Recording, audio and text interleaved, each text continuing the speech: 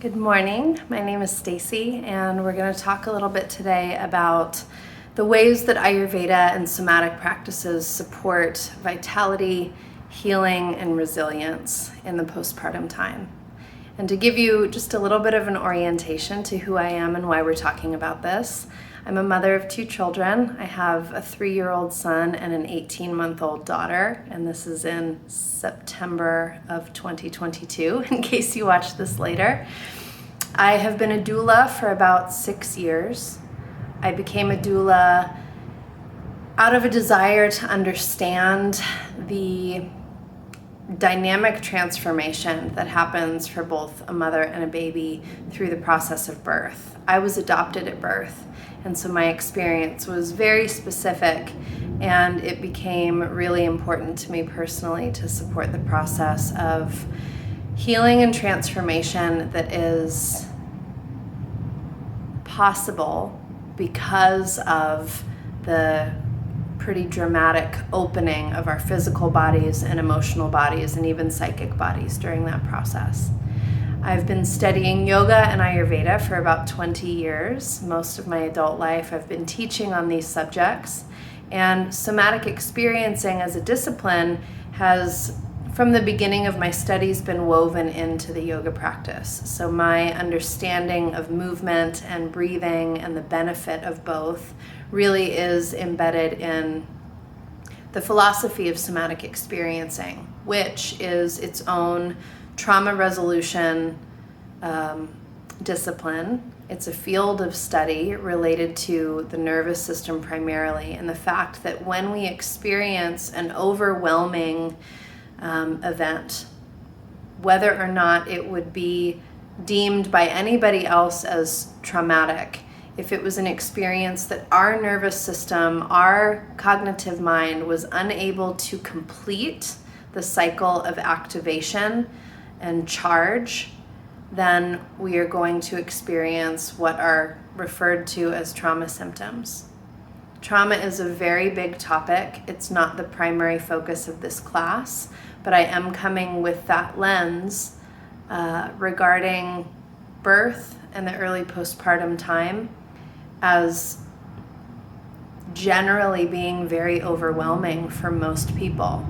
And if we don't have not only the skill set, but also the community, the surrounding container to support us in integrating our experience, then it can lead to what might be seen as or deemed trauma symptoms. So both Ayurveda and somatics have a very beautiful and holistic view of the human being. And what's primary to our conversation today is that healing can happen at any time. Healing is readily available through the food we eat, the way we breathe and move our bodies, and the sort of priority or value that we give to our creative satisfaction and expression.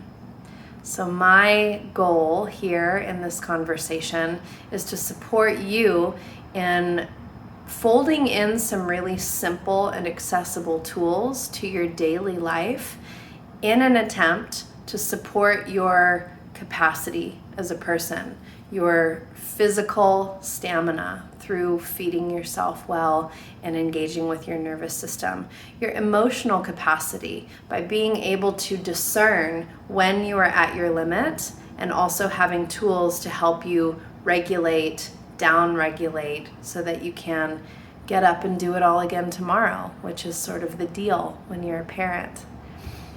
And finally, how to be in right relationship with your specific nature. So Ayurveda asserts that each one of us has a very unique and specific nature that requires very unique and specific medicine. So not all practices are a panacea. Just going to a yoga class isn't necessarily going to help anybody unless there is a felt sense of personalization. This specific thing about this specific teacher or this specific way of moving or this specific way of being in my body is uniquely medicinal to me and where I find myself at this point in my life. So to begin our time together, I invite you to turn your eyes away from the screen for a few moments. We're going to work with a practice called orienting. This is foundational to somatic experiencing, and it is based on the fact that all mammals have a regulatory practice of scanning their environment. It's not only getting the visual of what is actually happening in the here and now, but this movement of your neck, this gentle movement of your eyes and receiving the environment through your eyes has a down-regulating effect on your nervous system. So take a moment to scan your space, and you're not looking at anything, you're not looking for anything in particular. You're really allowing your eyes to take in the environment. So I'm noticing beams of light, the way the light is coming in through this far window in my space. I'm noticing the colors of my books, the objects on my bookshelves that bring me a lot of pleasure. So you are also making yourself available to see and come into relationship with the loveliness of this patch of light, the way gazing upon this particular object in my space makes me feel. And really allow yourself to take in all of it, even, the baseboards. Get full range of motion. A little twist in your spine, maybe.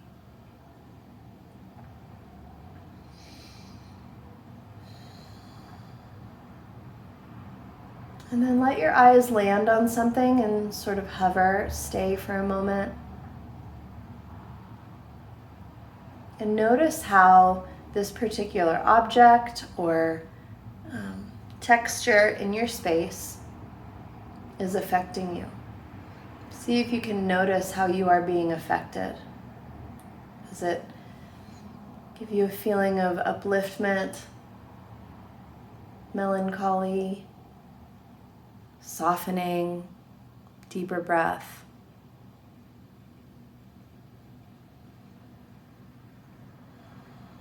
Stay even beyond identification of the feeling and allow yourself to have an even deeper experience. This is really key to our process today.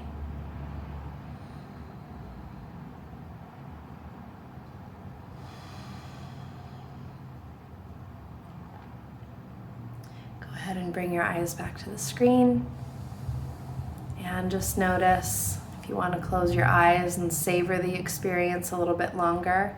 I encourage you to do that.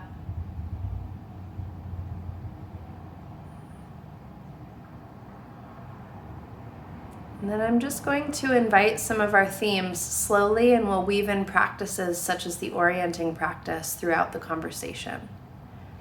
But to start, I'm going to ask you the question, what is postpartum? What comes to mind?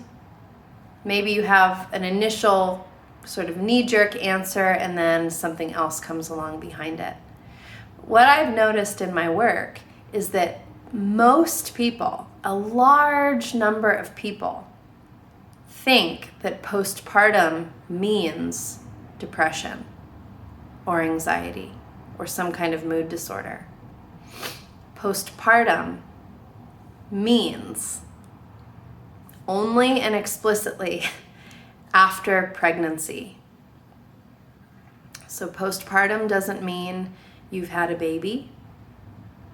Postpartum doesn't mean you're having a hard time after having a baby. Postpartum means after pregnancy. So postpartum might be the result of an abortion. Postpartum might be the result of a miscarriage. Postpartum is always the result of a birth. Well, it's always the result of having an abortion and having a miscarriage as well. It is a physiological state that results from no longer being pregnant. And it is a systemic transformation.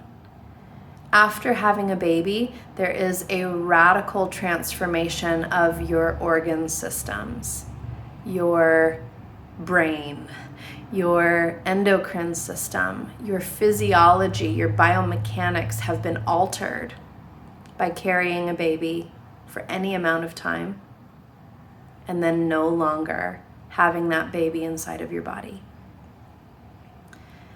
This is really significant because it brings our focus to the essential fact that pregnancy is a very big deal and a radical alteration of a woman's body, mind, and spirit.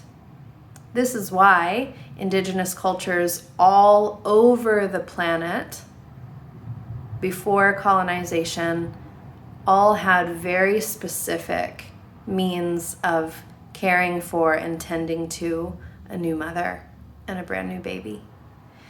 These traditions have been all but completely lost in our Western culture, primarily because of diminishment of their value.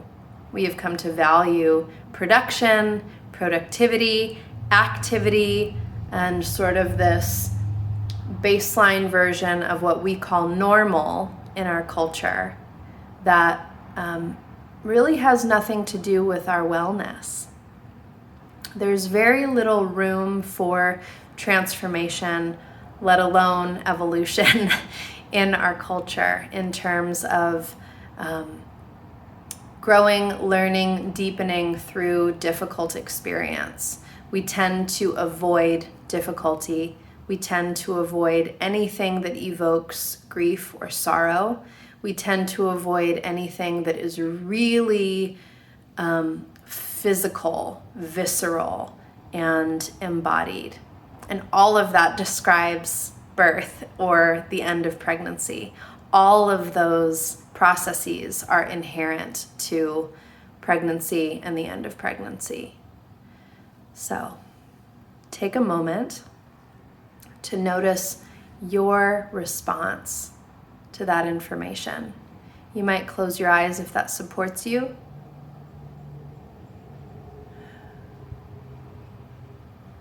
I notice a little bit of a tension across my chest, almost a narrowing feeling in my throat, and a tightness in my belly. You might notice physical sensations, or you might notice feelings, or something in your mind,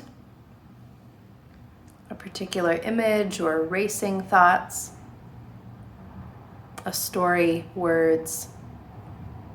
It's an opportunity here to simply notice, and then I'm going to bring your attention to the fact of the ground.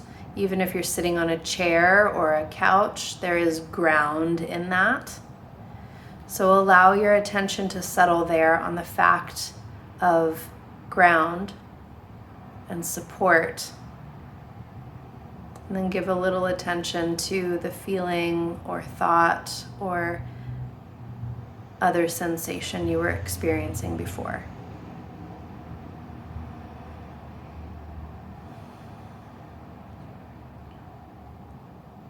One significant means of healing and transforming our experience of trauma is a practice called pendulation.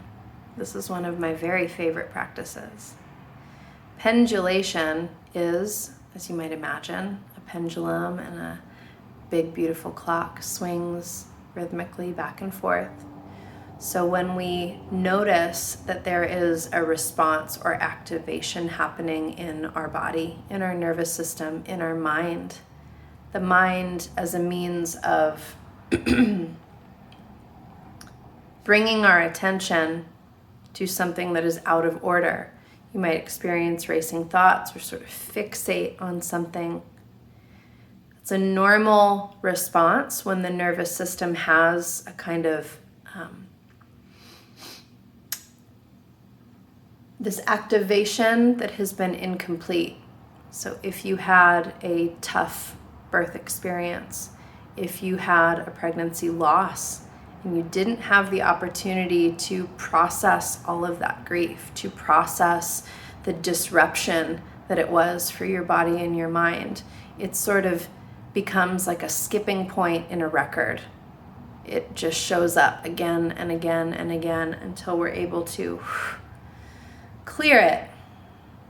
One of the ways that we do that we integrate what has happened into what is available to us now in real time, is through pendulation. So I notice what's happening in my nervous system, but then I also choose to put my attention on something stabilizing, what we'll call a resource. A resource could be how good it feels to have stable ground underneath my body. A resource could be a very soft pillow that I like to hold. A resource could be a deep breath that reminds me I'm in charge of this moment. A resource could be petting an animal, going for a walk. There are infinite number of things that could resource you, but it's something to help you balance out the charge that you're experiencing as a result of this big experience that you've had. A resource is there to help you find a middle ground rather than being in extremity or what could be avoidance, right? If there are practices that just sort of like, don't think about it, pretend it's not happening, that's not what we're talking about here. We're actually talking about a resource as something that helps you stay more present with the uncomfortable feelings that are coming up, with the irritating back pain that just creates a feeling of upset. So, in my space, in this moment, I've got lots of resources because this is my special room in my house. So I've got this beautiful poster that I love, an Alex Gray drawing of a woman completely in her power giving birth. I've got another beautiful image created by a local artist, Gina Becca, of a gorgeous pregnant body. I've got a painting that my mom did. I've got a little fairy crystal hanging in my window, all the resources. I've got my books. I've got a really soft rug underneath my body. This is a place where I come to be resourced if I'm feeling overwhelmed or agitated.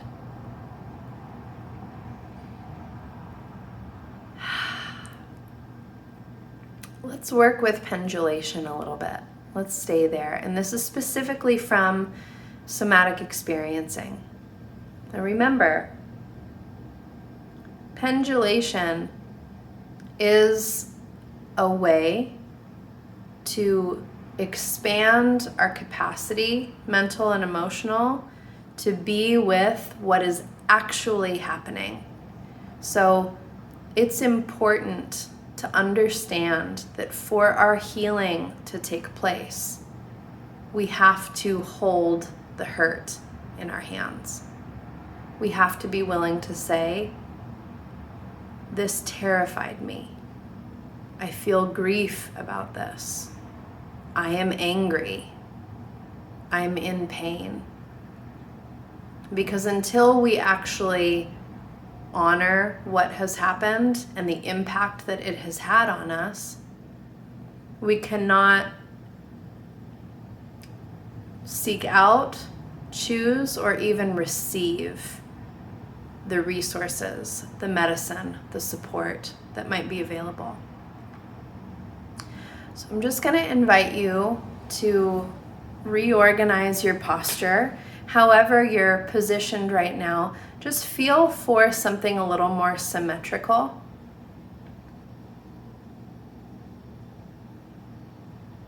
And we're going to start on a basic physical level check-in. So I'm just going to ask you to engage with physical body sensations. If it helps you to concentrate, excuse me, that yawn snuck up on me. If it helps you to concentrate and bring your attention to your body by closing your eyes, then do that. But you could also keep your eyes open, and I'm just looking at the edge of this table that's in front of me where I have my phone balanced. It's pretty neutral. Doesn't evoke anything in my mind.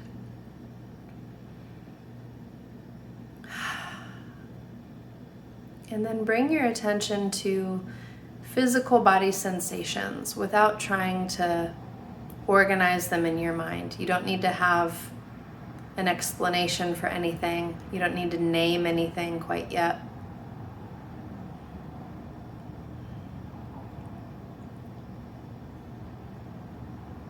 And on a really basic level, I'm just going to invite you to notice anything in your body that feels slightly uncomfortable, or maybe like a nagging sensation.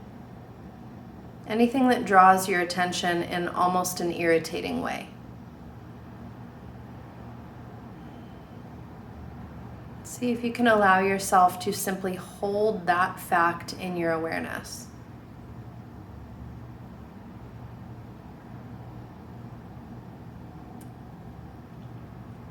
You might notice easily, this isn't something you need to have happening, but you might notice how that nagging sensation generates a bit of emotional response. Now that you have that awareness, draw your attention. I'm yawning a lot today. Sorry. Draw your attention to anywhere in your body where you're having the opposite experience. So if there's like a really strong sensation, the opposite could be no sensation. Or it could be, it feels really, really good over here. So as an example, I'll tell you what I'm experiencing. I'm noticing this really sharp pull from the bottom of my right shoulder blade toward my back, toward my lower back. And I notice the left side of my jaw is actually feeling pretty open and spacious. So for me, that's the opposite. And now, just like a pendulum swings side to side, I'm going to use my breath to help me pendulate my attention back and forth. So I'm going to take a full round of breath, noticing this discomfort in my right side. And then I'm going to shift my attention and spend a full breath noticing this soft, more expanded sensation in my jaw.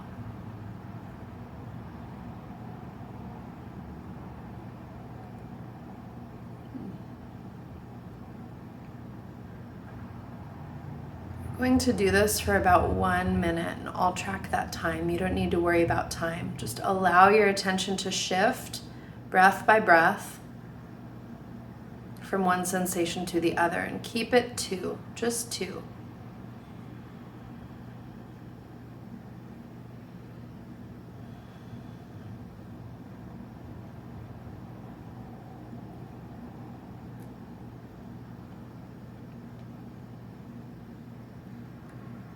might notice a really subtle urge to move. So like a subtle rocking sensation is really normal and a healthy response of your nervous system to generate more neutrality in the body, or to sort of put the response in your nervous system to use.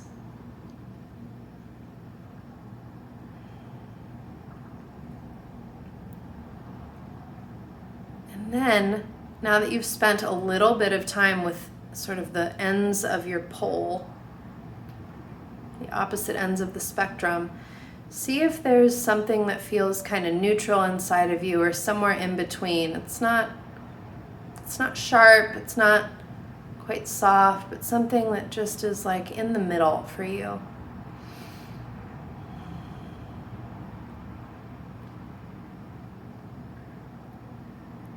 Pause there and take a few breaths.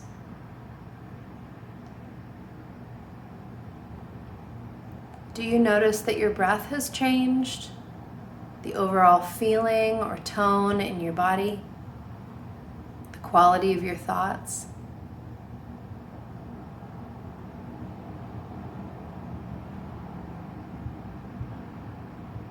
This practice is a really sweet one. It's really accessible, right? Because we're always in our body.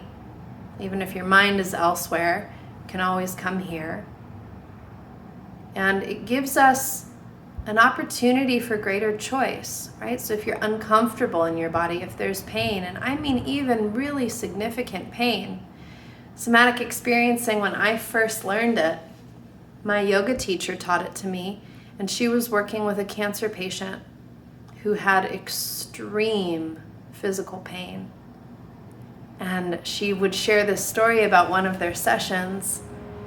He started laughing so much because he said, "There's no pain in my pinky finger."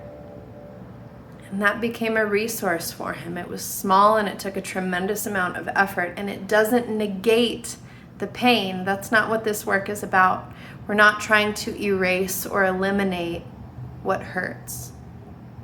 We're simply shifting our attention toward what is expansive, comforting, nourishing, maybe even pleasurable, as a way of strengthening our capacity to be with discomfort, which then empowers us to seek out support in a powerful way, to ask for the necessary support in order to further address the healing. So I'm going to take this opportunity to segue into Ayurveda and the gifts of Ayurveda. Ayurveda is an ancient system of healing over 5,000 years old. It has informed Chinese medicine and Western medicine significantly. It is a very beautiful and nature-based approach to full body healing. Ayurveda also has very intensive medical protocols, but for our purposes and the extent of my expertise, if we even want to call it that, is working with the basic everyday medicine that we engage for our survival. We breathe every day, we move our bodies every day, we eat food every day, we eliminate every day, hopefully. And these are the primary things that we're going to be talking about in terms of supporting healing in the postpartum time, which is forever, by the way. You're always postpartum after you've been pregnant and are no longer. You're always postpartum. It's not a 6-week thing. But where that 6-week timeline came from, again, is from these indigenous traditions. And Ayurveda is an indigenous medicine to the Indian subcontinent and surrounding areas. And I'll speak to that system. In Ayurveda, the end of pregnancy calls for what's known as the sacred window. The sacred window is a 42-day period, which, if you do your math, is about 6 weeks, in which the mother's body is nourished with very specific foods, very specific kinds of touch and massage, very specific protocols to restore heat and warmth and circulation to her body, and very specific herbs specific to her to support her milk production, her digestion, and we'll talk about why that's so important, and the healing of her physical tissues. So Ayurveda views everything in terms of 5 elements: earth, water, fire, air, and ether. These 5 elements, in the view of Ayurveda, comprise everything. And every element is associated with one of our 5 senses and sort of the actions of our organs. Now, these specifics aren't so important to our conversation today, but you can certainly reach out and learn more about these things if you're interested. I have great resources.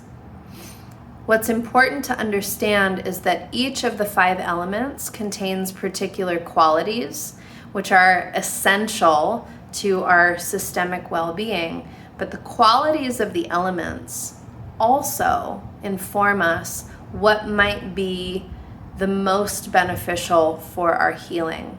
So within Ayurveda, there's a teaching that goes, opposites cure each other, like increases like. So I'll give you a specific example. One of the 5 elements is air.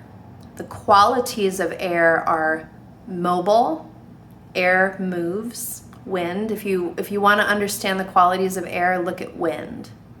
Air is light, air is mobile, air is drying.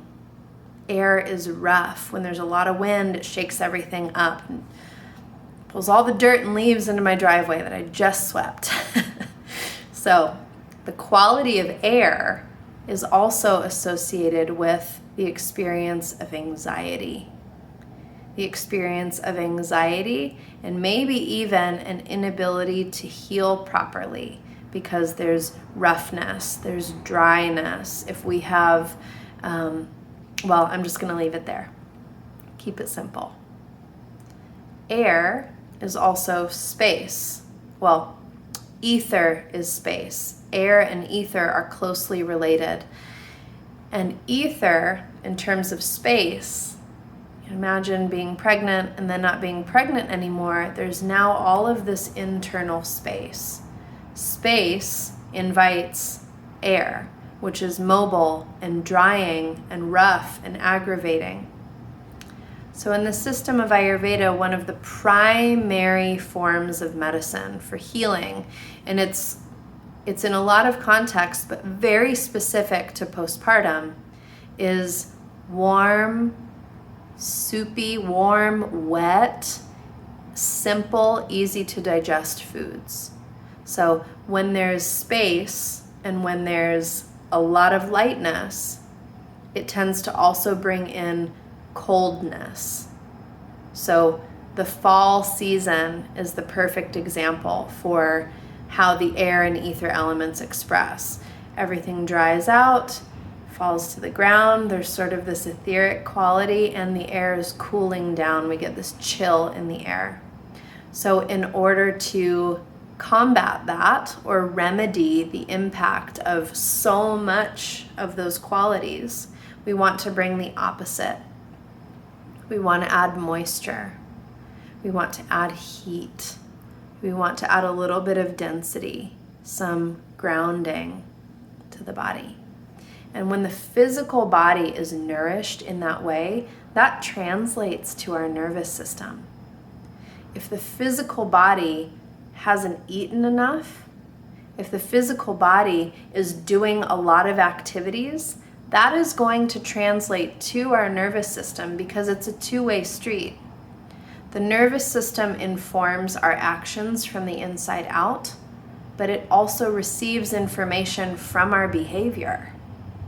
So if you are up and around and scrolling a lot and not eating enough food or eating cold, raw, dry food like nuts and seeds and dried fruit, that is going to exacerbate the high, light, dry, ungrounded, spacious, sort of like, you know how good it feels to wrap your arms around yourself or to have a slightly heavy blanket or feel the weight of an animal or a loved one, as long as that's welcome.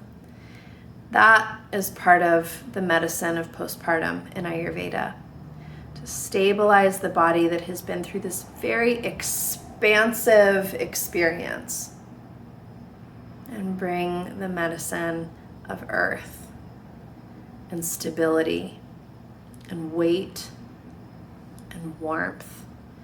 Now, warmth isn't a quality of earth, it's the quality of fire, of course, but that warmth also translates to our digestion. Digestion is critical for every reason you can think of, but let me outline a couple. After pregnancy, the digestive organs have been moved around. There's also been generally, depending on, I'm speaking to specifically if there's been a loss, there's, varying degrees of blood building that happen depending on when you no longer are pregnant. But there's always a big depletion, right? So your body gets to work immediately. And to whatever degree you've had this buildup, birth or the release of a pregnancy extracts a lot of that from your body. So your digestion is the way that you rebuild your nutrient stores. If your digestion is happening too quickly, you're not going to extract the nutrients from whatever you're putting in your body. So if you feel like food kind of goes right through you, that's a sign that you're not getting what you need. You need to slow down the process. There's lots of ways to do that, but we'll just continue on and you can sort of intuit what you might be challenged by. Another factor of digestion is clearing toxins or stagnation from the body. Every layer of your body is dependent on digestion, from the lubrication in your eyes to your bone health to the quality of your reproductive fluids is dependent on the quality of your digestion. So of course it matters what you're putting in your body, but more than that, it matters that your body is able to break it down and absorb what is necessary, but also to release what is not necessary or even toxic. We do that through sweat, we do that through urine, we do that through poop. If you are not pooping well, meaning with relative ease and well-formed bowel movements, then that's a good indicator that there's nutrients being lost and toxicity not being released from the body. Very simple ways to attend to digestion, and these are critical for everyone, but in particular the postpartum time, because everything has been disrupted by the process. Our digestive organs have been disrupted. What is called Agni, the digestive fire, that's sort of like, a well-oiled machine, that's been disrupted because now all the systems are adjusting to healing, to potentially feeding a baby, and trying to recover lost blood stores. So, one of the best ways to ensure strong and efficient digestion is to eat regularly. When I say regularly, I mean eating at the same time each day, 3 meals. Simple as that. Ayurveda gives very specific, very potent, and very adaptable protocols to food in postpartum. But one of the most consistent things is that the food is always cooked. It's always cooked, and generally cooked in a particular way, which is in a lot of ghee, which is delicious and very nourishing and also supports smooth elimination because it's so lubricating and easy to absorb by your tissue. It's very supportive for liver health. It's very supportive of gut health. And the cooked food is easier to assimilate. Your body doesn't have to work as hard to break it down. Cooked food also tends to be a little bit more moist than raw food, which any food that you bite into that crunches, that means there's a lot of air in that food, and we don't want to bring more air into the body. We want the element of water, the element of earth, even the element of fire. So we use spices that are warming. Cinnamon is a great example. Ginger is another excellent example. Not everything has to carry these flavors, but it should be part of your primary flavor profile. Now, I know that I'm not talking to necessarily brand new moms or even people who are preparing for postpartum. I'm likely speaking to you who have been postpartum for a while or aren't there in your life and don't intend to be. So if that's you, guess what? all of this still applies. All of this still applies to you recovering from any sort of ungrounding experience, any sort of surgical experience, any depleting experience that has depleted your physical, emotional, and mental nutrient stores. Every time you menstruate, this applies. To support your body's natural systemic intelligence, we want a strong digestive fire. There is a really cool image. So I used the word Agni already, so I'm going to go a little bit deeper into that because I love this. So they say that Jatar Agni, Agni in the gut, your digestive fire, that capacity to easily break down food, no reflux, no cramping, no constipation. Easy digestion means that there's no gas. We're not like burping and farting, although those are not abnormal things to do, but they shouldn't be in excess. If everything is going smoothly, your Jatara Agni is strong. And I really like to imagine an actual fire, so this beautiful little campfire. And then there are lots of different Agnis, and this is in Ayurveda, all around your body. There's a lot of traffic outside. I hope it's not too loud for you. All these little Agnis all around your body that are doing processes like in your eyes, the Agni of eyesight, taking in information and processing it to create an image in your mind. Your thyroid has its own digestive process going on. Your endocrine system. There's all sorts of cognition processes going on throughout your body. So they say Jatara Agni powers all of those other Agnis. And so sometimes, especially when I'm working to keep or get my Agni strong, I like to close my eyes and imagine all these little campfires throughout my body. It brings me a sense of warmth. It brings me a sense of delight. And that quality of delight, you can call to mind anything in this moment that brings you delight. Maybe it's the perfume you're wearing right now, or the delicious drink that you have in your hands, or a person. And I wonder if you can sense on a physical level the coherence that's created in your body and your mind. Where it's sort of like all the boundaries, not all the boundaries, but any blocks or disorganized communication comes back online. So the last thing that I want to talk about is pleasure. The huge, significant, vital role of pleasure in our healing. Pleasure also comes back in our pendulation practice. You could say pleasure is the opposite of whatever that sort of reactivity or aggravated response to something is.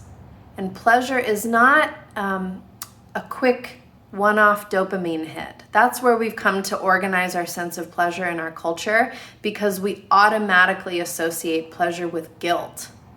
So you better just get it in real fast while you can, while nobody's looking. That cookie in the cabinet, or that drink after everybody's gone to sleep, or whatever your quote unquote vice is. I encourage you to turn toward that vice and consider that there's actually something very intelligent in it. Now, I'm not saying it's good to have a pint of ice cream every night. I'm not saying that whatever you're squirreling away in the cabinet is what you should be doing. I'm saying there's intelligence in that reaching for something that brings you a sense of satisfaction. And I want you to consider what brings you a similar feeling of yes that is actually more sustainable and doesn't have possibly negative side effects, which a lot of our quick dopamine hits do.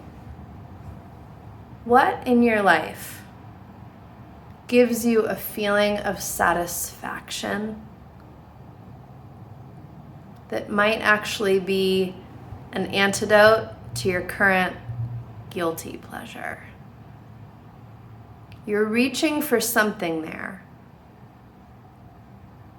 Maybe your guilty pleasure is a food, maybe your guilty pleasure is a drink, maybe your guilty pleasure is a behavior. I just want you to sort of contemplate.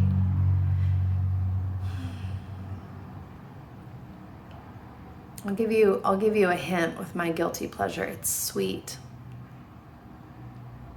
So what are the qualities of sweet? Well, sweet is actually associated with the earth element. You don't have to know all the Ayurveda to get some insight into your own needs. But sweet, it activates my salivary glands. There's this feeling like I want to hug, like I want to bring it to me. So maybe there's something for me in that sweet taste and craving is telling me something about wanting to be held, wanting to have a sort of sweet and innocent experience in my body.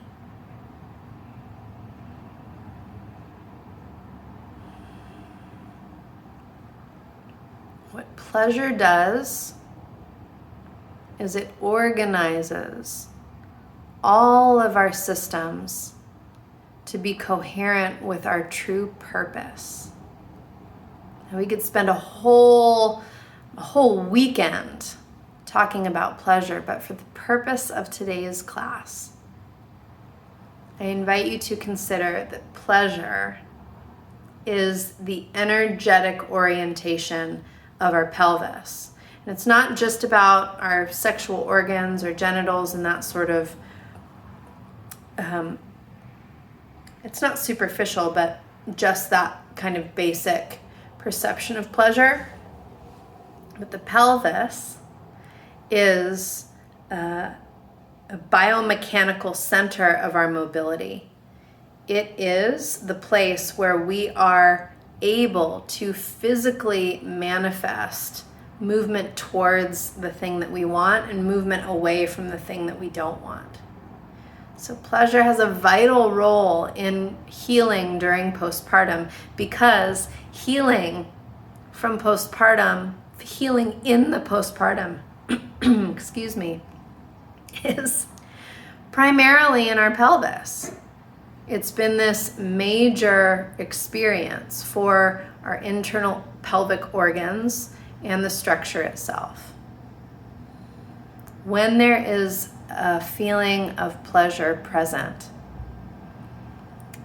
our skeletal muscular system is able to find balance. We organize in right relationship with gravity when there is an experience of pleasure. There is a quality of descent into our body as opposed to 3 feet above or to the side of our body when we're anxious, when we're dissociated, when we're overwhelmed. Pleasure invites us back into our body, and all your systems know how to work together. But they also respond accordingly when there's a sense that the captain has left. So when we experience dissociation, when we are in an anxious or hypervigilant state, all of your systems, including your muscles, your organs, your endocrine system, prepare for escaping from a threat. And until we have a real settling, they can stay in that uprooted, tense, disorganized state. So, really simple. You can close your eyes or keep them open. But whatever hand you write with or do most things with, in my case it's my right hand, that hand is going to receive now. Just rest it in your lap or on a table. The other hand, the non-dominant hand, I invite you to just lay in the palm of the other hand. So your non-dominant hand now is laying in the palm of your dominant hand. Give a breath. And then you can simply start to move your fingertips across the palm. And I want you to listen for, you're listening through sensation. Listen for what is the most pleasurable experience of touch for you. Is it a firm hold? Is it gentle tapping? Is it scratching? It could be so many things. Your task is to listen for what is the most pleasing to you in this moment, what brings you a feeling of yes in your body, in your mind. Try not to decide in your mind what you like and then do that. Instead, find the quality of touch that you actually like on your skin and bring your attention to that.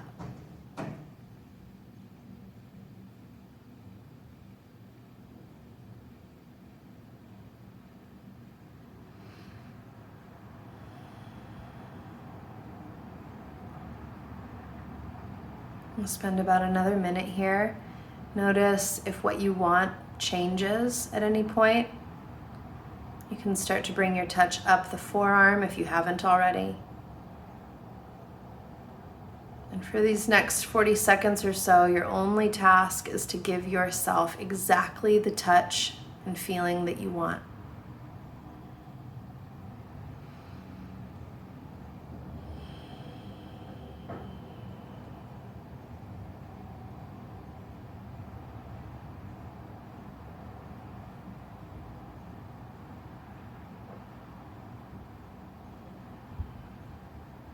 In this way, not only are you helping your nervous system organize itself to the present moment in order to do its job efficiently and effectively, but you are valuing what it is that you truly want.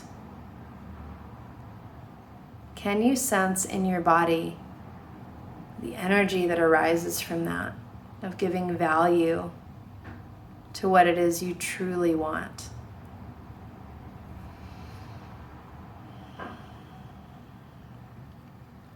Now you can continue engaging this touch in your hand, your arm.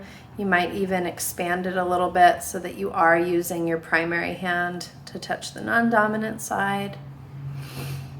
Just explore a little bit, easy stretching, movement, touch, and breath in your body. Notice the quality of your breathing. Having done that for a little while, having been in this conversation for about an hour.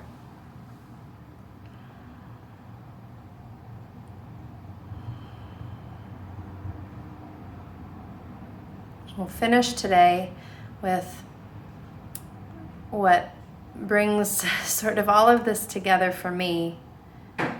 Your actual physical pelvic diaphragm, your pelvic muscles, which during pregnancy carry a tremendous amount of weight through the birth process, do a tremendous amount of work, and in some case even tearing to accommodate our baby. Even if you've had a surgical delivery, the pelvic muscles have carried your pregnancy up until that point. And the reintegration of our pelvic tone with the rest of our body is almost exclusively dependent on breath. Of course, posture and the way we move a lot of the time informs this, but I also want to remind you how you breathe is very significant for your pelvic healing. So for our final practice together, I invite you to sit with your hips in a neutral position. So if you're sitting cross-legged like I was on the floor, your hips are open, or that's another class, an anatomy class. We want to stay with the thighs just straight. I'm kneeling. You could sit on a chair or a sofa with your knees just a couple inches apart, back more or less upright. I'm going to sit on a pillow because my knees don't really love this. So we have a somewhat neutral position in our pelvis. Now I invite you to imagine in your pelvis, this is a real oversimplification, but those muscles almost like a hammock. And as you inhale, the hammock descends. And on your exhale, the hammock ascends and almost flattens out a little bit. Now you can engage this so that the movement is more so. To start, I want you to simply see in your mind's eye and maybe start to sense any amount of movement in your pelvic muscles. As you inhale, you can visualize sort of dropping down and expanding of your pelvic floor. And on your exhale, ever so slight lift. We're not doing Kegels here, although it may feel just like that initiation of a Kegel on the exhale.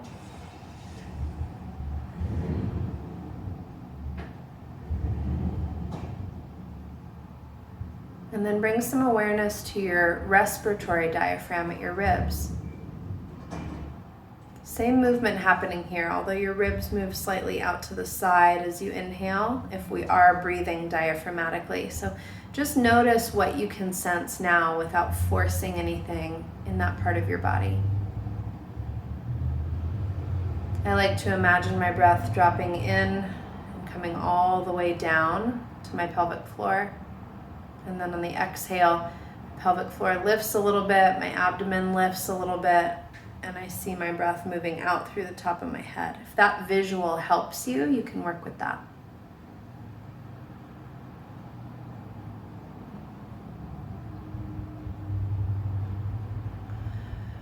Movement patterns, the way we tend to sit, typically how we carry our purse, how we carry our baby, how we do any load-bearing activities can impact the mobility of our intercostal muscles, the muscles between the ribs, our abdomen, and the pelvic floor muscles.